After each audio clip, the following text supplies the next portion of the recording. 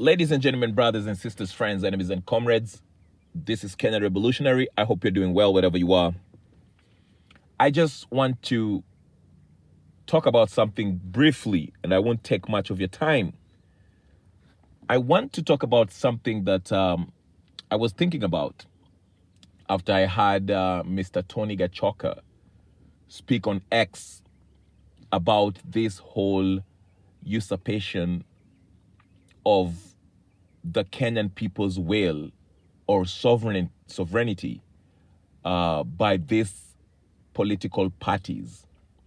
Of course, the Constitution gives us two options as a people to exercise our powers, our sovereign authority that we have, either directly or indirectly. But in the present case, of course, we always go through it indirectly through these representatives.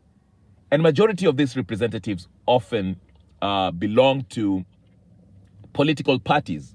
Of course, we have the Political Parties Act, where, it gives room for pre-election coalitions, which also gives room to these political coalitions owned and run by this political class. Okay, it gives or creates this mongrel that this political class are able to operate in and maintain power within these coalitions. Okay, it's sort of like, for example, in the US, we have the Democrats and the Republicans. Okay, a lot of Americans always argue that, given the status quo and the laws therein, the system is designed not to give space for any third party or other parties that might want to challenge the two big political parties, which is the Democratic Party and the Republican Party. But let's stick to Kenya for a minute, because I want to make this point very clear, and I hope it will come in clear, because I want to make this video very short. Now, Tony Gachoka defined and gave a very good example of how this system gives birth to people like Raila Odinga, ODM, Azimio. Then you have the Jubilee, which is basically Kenyatta's briefcase political party. And now we have the new NAC, which is the Purple Party with Martha Karua. See, these guys, they always play these games, whether it's Azimio or Kenya Kwanza with Ruto and UDA, which is basically Ruto. Okay? These guys, they go out there during campaigns and act like they are campaigning for a particular political party, which represent a particular section of the country as far as tribe, region, okay? Then, leading up to the final general election, they make deals to enter into coalitions, okay? And that way they maintain power within. So that way they hoodwink the public, okay? So if, for example, you are a Kamba from Wiper Party and you are really pro-change, you're a progressive, and you are happy with Kalonzo Musyoka seems to be somebody who, awakens your chakras, you go to the elections, you gladly go out there and, support Kalonzo Musyoka with all your heart, believing that he'll become president. But come election time, Kalonzo enters into a coalition where Karua or Raila Odinga becomes the major, the party, the candidate, the presidential candidate in this coalition that your favorite Kalonzo Musyoka is part of, okay? So you end up, having Raila Odinga as your candidate, where, in the beginning, you are part of that coalition by default, but originally you were really rooting for Kalonzo Musyoka, who you liked his ideals, political idea, theory, or whatever the case that is ascribed to, or whatever the case is. So you see how you are manipulated into this coalition, and you end up with a presidential candidate not of your choice, okay? But you do accept him or her because he belongs to the political coalition that your preferred candidate has entered to. Now, I really don't have qualms with these coalitions because I think if you've been following for a while, we can generally agree that this is a huge scam, and this is how we get manipulated, duped, and bamboozled, or whatever the case, the term you want to use, into voting for these people. We are always presented with the binary choice between Raila Odinga and the other candidate, whether it's Ruto or Uhuru or Kibaki. But here is how to beat these political coalitions, okay? And that's why I really like this idea of the Gen Z when they came with tribeless, partyless, leaderless, okay? It was very powerful in this sense, okay? And that's why it was a threat to the status quo. They did not buy into these coalitions because they understood, whoever came with that idea, understood that these political elites, they dominated this political space with these tribal groupings that are defined by these briefcase political parties, which represented or claimed to have been representing a section of the country or a tribe or a community. That's why they came and said, we are tribeless, partyless, and leaderless. Now, you can ask yourself, what really made them that powerful? Yes, we understand that they were powerful in that sense, but what was the currency that propelled this idea that really shook the very core of this corrupt system that is run by these political elites? I want you to think for a minute. What really brought Raila Odinga to prominence? Name any leader that we have always revered, whether it's Raila Odinga, and I'm talking about regardless of, I'm not talking about their present, stature right now. I'm just talking about what really brought them into prominence. Because the argument I get a lot when you hear somebody brings your name and say, okay, Okiom Tata, and a lot of people will shrug and tell you, Okiom Tata does not have money, so he can't really become president. Or if you name Morara, I'm not saying these are my presidential candidate choice, okay? I'm just throwing names out there, okay? If you name those names, you'll be told, hey, they don't have money. But what really makes someone get to that Raila stature or Ruto or Uhuru, whatever, what really makes them in Kenya? I'm talking about the Kenyan context of how we play our politics, okay? If you study carefully, even starting from Oginga Odinga, the father of Raila Odinga, okay? Pinto Piogama, okay? Tom Mboya, Matiba, Shikuku, for Christ's sake, okay? Martha Karua, all these people, how did they make their names? Kibaki, Emilio Kibaki, whatever.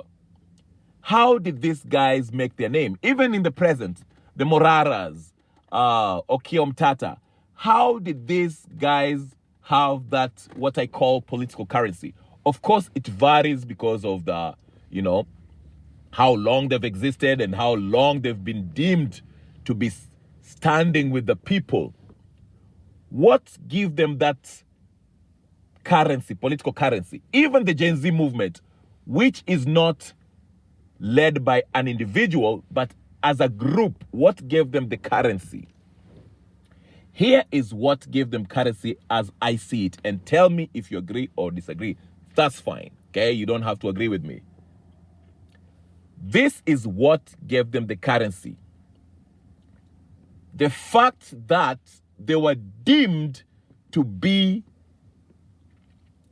confronting the powers that be, or the oppressive system represented by, at the time, let's say Moi, or Kenyatta 1, or Uhuru, or Kibaki, or Ruto as of right now.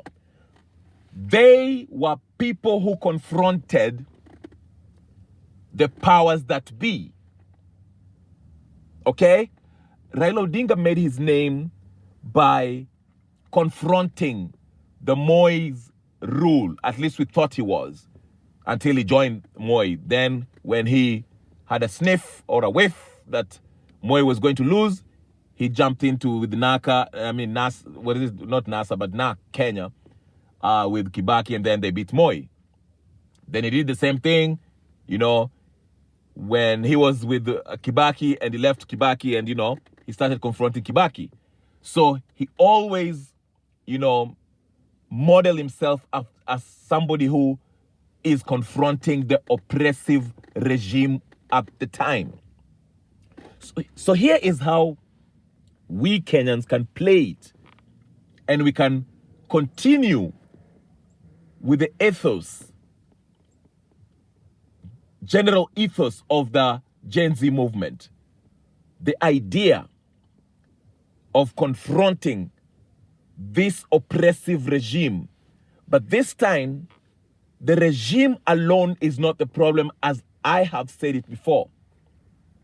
But let's make it the political class who represent this failed system, corrupt system of governance that is riddled with corruption, tribalism, nepotism, you name it, lawlessness, etc., etc. So here's what I'm saying.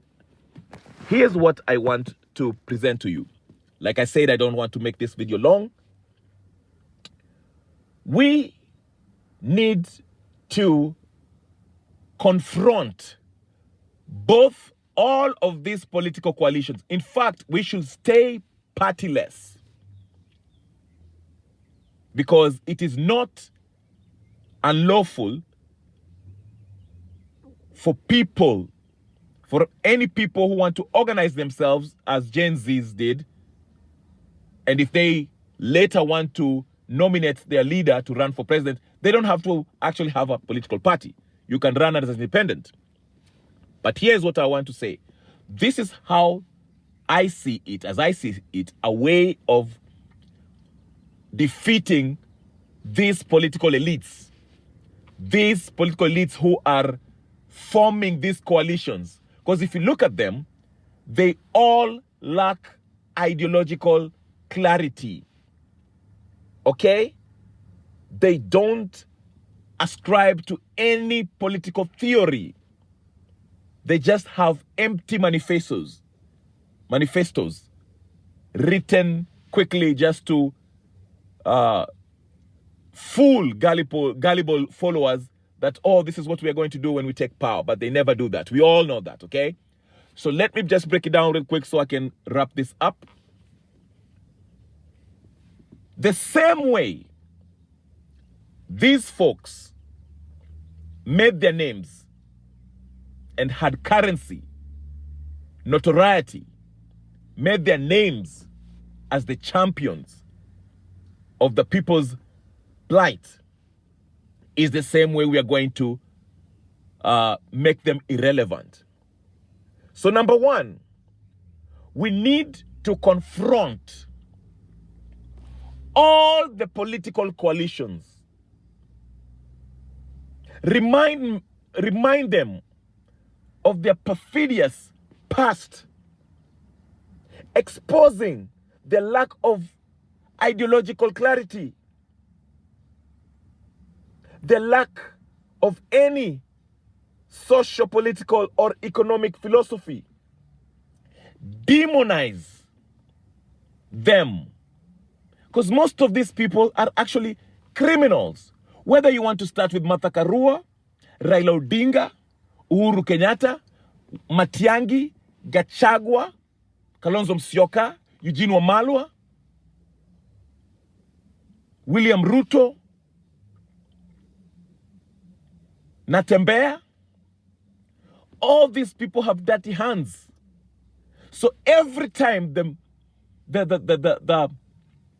mainstream media, the Githeri media, wants to prop up and give or promote any of these coalition, we the people should use the social media or any other media forms to debunk, demonize, expose how corrupt these people are. And it should be an aggressive campaign against any political coalition in Kenya, because that's the vehicle they use to fool the people of Kenya, these political coalitions. That's why you see they play games. Raila Odinga comes and holds a press conference telling us that he will make a huge announcement on Tuesday on who he will associate himself with as far as the next political coalition is concerned. Same thing when Martha Karua holds her purple party launch somewhere in Karen with the buffoons that attended that occasion.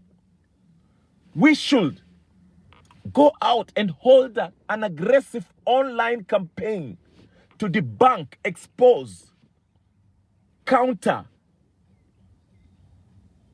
these people with facts, exposing their past. Like I say, these people are criminals. Because if we boldly confront these people, that's how we earn the currency, the name, as an organization, as a people, exposing. You see what I'm saying? It has to be done. We can maintain this Gen Zote idea, but every time these people, like on Tuesday, soon as Raila makes his announcement, let's go on an aggressive online campaign to debunk and expose this man's conmanship. Soon as Wamunyoro speaks, telling us about his new party, let's go on aggressive campaign and debunk, expose his corrupt dealings, his past. Soon as Martha Karua makes any announcement in public, we should expose and go on an aggressive campaign of countering their lies. This is the first step that we should be doing. Anyway, ladies and gentlemen, brothers and sisters, I'll stop here because I don't want to make this video longer. I'll come with the part 2 of how to do this. But the main thing is confrontation. I'm not talking about confrontation, physical confrontation with them. I'm talking about ideological confrontation with these empty suits, these empty debes, these corrupt so-called political elites. They're not leaders. They're political conmen. And we should go on an aggressive media blitz to expose all of them, whether it's Kenya Kwanza, whether it's Azimio, whether it's the Gachagua and Martha Karua, Matiang'i, or whether it's Raila and Ruto. Let's expose them. Let's expose and reject all these political coalitions, all the political parties That's the main thing. Ideological confrontation against these corrupt leaders. Like, share, subscribe, comment. I'll come with a part 2 of this. And I'll continue with this next time I go live. This is Kenya Revolutionary. Once you subscribe, put your notification on so that every time I come in live or I make a video, you'll always find me here. Thank you, and I'll talk to you guys later. Peace and blessings.